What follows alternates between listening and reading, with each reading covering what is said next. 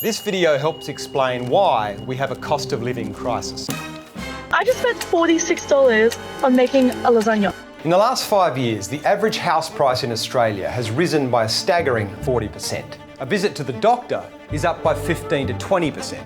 And the cost of a loaf of white bread has increased 41%. Why, goddammit, why? Let's pretend I'm a supremely wealthy person. I have money and property. I'm rich, bitch! So this pile is my wealth.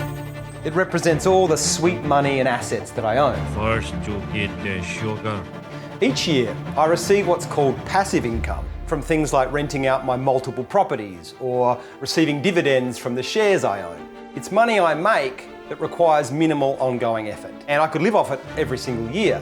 For some politicians, that means millions of dollars every year. Money, money, money. But I can also use this passive income to sweeten my deal even further by buying more houses, which jacks up the prices for you, meaning it's easier for me to buy my fifth home than for you to buy your first. I can also use this passive income to invest in more shares, or I could even lock it up in offshore tax havens.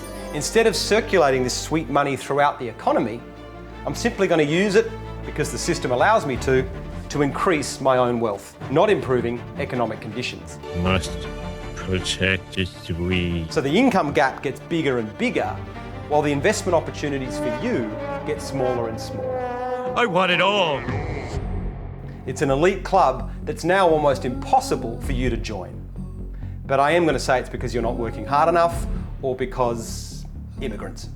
See, if I invested my passive income into Coles shares last year, I'm delighted, because they made over $1 billion in profit while returning me a 17% increase from the previous year. Greed works. But where did most of those profits come from?